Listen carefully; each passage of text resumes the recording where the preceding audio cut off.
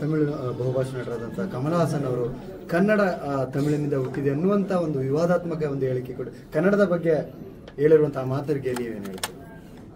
ಕನ್ನಡ ಎಲ್ಲಿಂದೂ ಹುಟ್ಟಬೇಕಾಗಿರಲಿಲ್ಲ, ಅದು ತಾನೇ ತಾನೇ ಹುಟ್ಟಿದೆ. ಬೇಕಾದಷ್ಟು ಭಾಷೆಗಳನ್ನ ಬೆಳೆಸ್ತಾ ಇದೆ. ಆ ಬೆಳೆಸಿದ ಭಾಷೆ ಕನ್ನಡ ಹೇಗೆ ಹುಟ್ಟು ಏನು ಹುಟ್ಟು ಕನ್ನಡಿಗರಿಗೆ ಗೊತ್ತಿದೆ.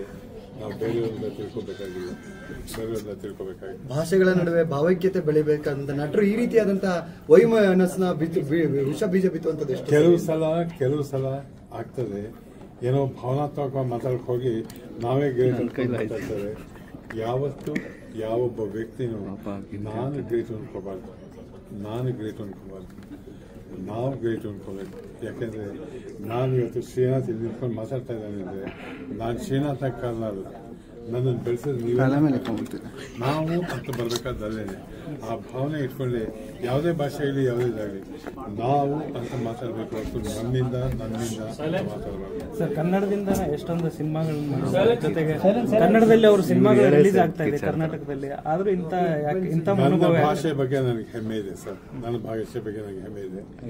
ನಾವು ಕನ್ನಡಕ್ಕಾಗಿ ಎಷ್ಟು ರಾಜನಿಂದ ನಾವು ಕಲ್ಸ್ಕೊಂಡ್ ಬಂದಿದ್ದೀವಿ. ನಮಗೆ ಗೊತ್ತಿದೆ. ಯಾರು ಬೇರೆಯವರು ಬಂದು ಕೇಳಬೇಕಾದ್ರೆ ನಾವು ಕೇಳಬೇಕಾಗಿ